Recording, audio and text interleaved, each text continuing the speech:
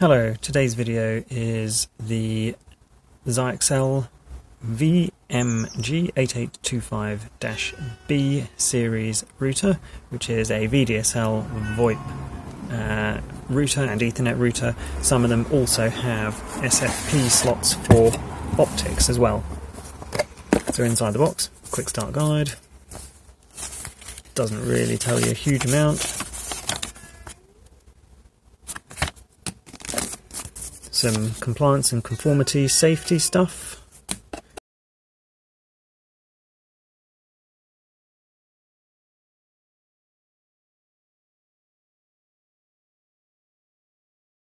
There's the router in the bag.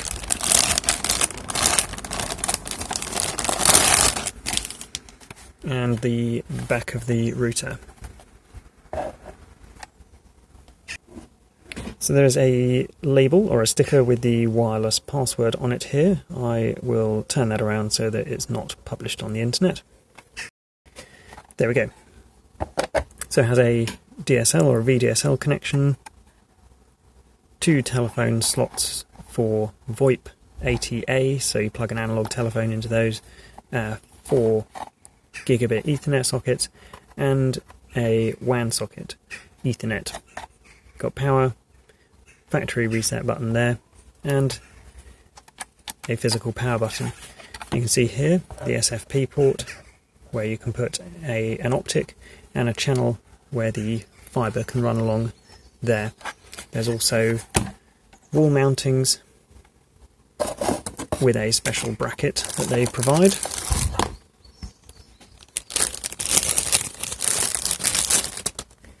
So you would put that on the wall, screw it onto the wall, and then the router, oops, if I put it the right way up I should say, the router then sits on that if you wanted it to be wall mounted. Comes with an Ethernet lead, the rule plugs and screws required to do the wall mounting bracket,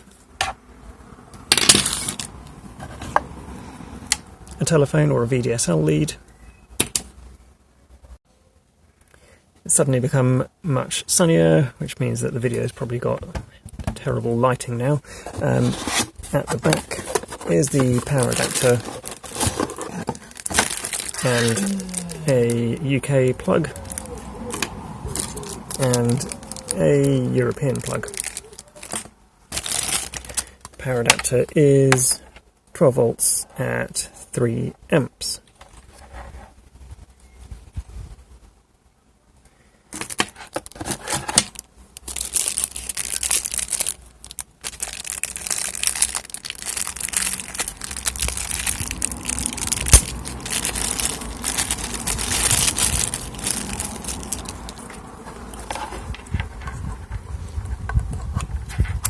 That clips on like that, and then to unclip it you need to have it fully unplugged from the wall, otherwise you can't press the button, which is quite a good design.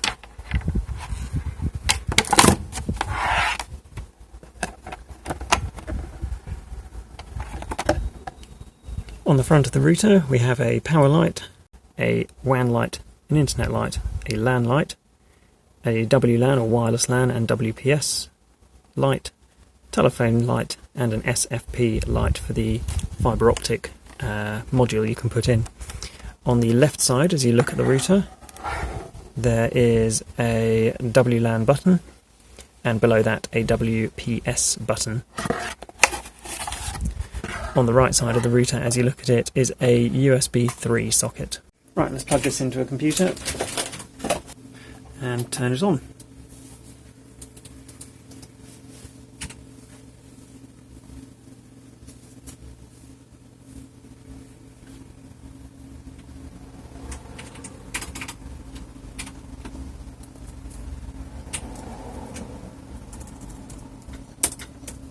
The default IP address of this router is 192.168.1.1.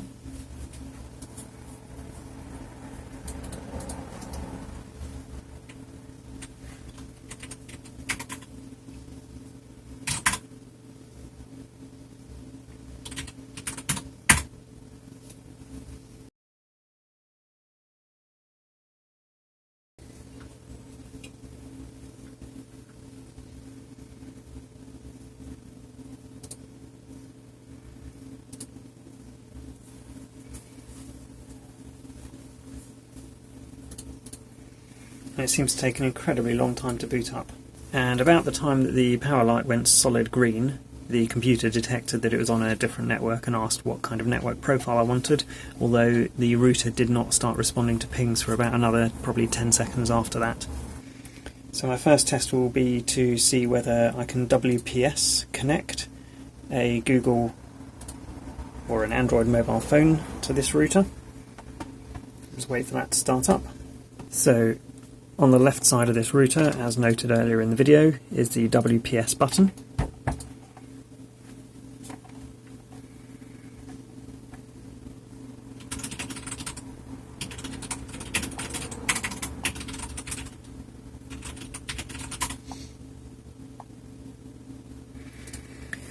So I'm going to press the WPS push button option, and on the left side of the router, the lowest button down, the WPS button, I'm going to hold it in.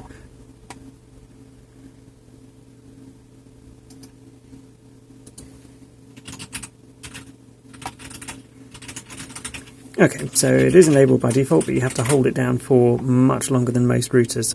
And there we go, I'm connected, and the Wi-Fi activity lights are flashing depending on which channel I'm on. So a question I get asked quite a lot is, how do you switch wireless off? There is a way to log into this router's web interface on the 192.168.1.1 admin website, but actually there's an easier way on this one, which is on the left side, the wireless or WLAN button. So to use that WLAN button, you have to hold it down for about 3 or 4 seconds. So I'm going to press it now and let go. And you can see the 2.4 gigahertz has gone off, and shortly after the 5 gigahertz goes off as well. Then if you did want to turn the wireless back on, you just do exactly the same, so hold down the WLAN button for about 3 seconds.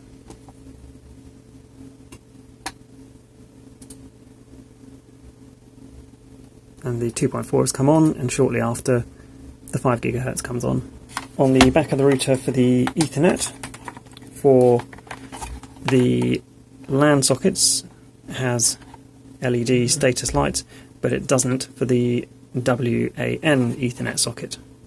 So the status light is green no matter whether it is 100 megabit or gigabit connectivity over that LAN port. So at the moment I'm in a 100 meg port. If I unplug that and plug it into a gigabit network socket, it's the same green. Okay, here is a really weak attempt at documenting how long you have to hold down the WPS button for before it will activate.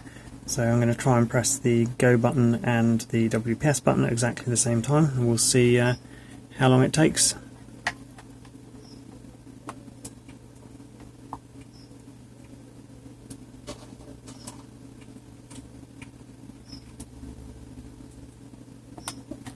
Looks like 7 seconds of holding down the WPS button. And next, let's try and document how long you have to hold down the Wi-Fi button to turn the wireless off and on.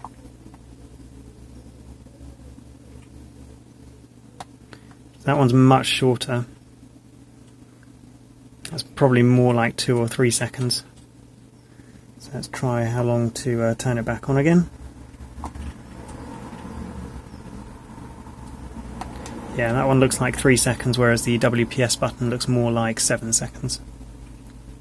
If you're interested in what the web interface looks like for this router, there will be another video which will be linked in the description for everything that is in the web interface. If you found this video helpful, it'll be really useful to me if you wouldn't mind subscribing to my YouTube channel. You don't need to have the notifications turned on, but the subscriber numbers really do help. Thank you very much. And on the subject of things that really do help, I am just going to add probably about another 15 seconds to this video so that it makes it just over the 10-minute mark. Woo!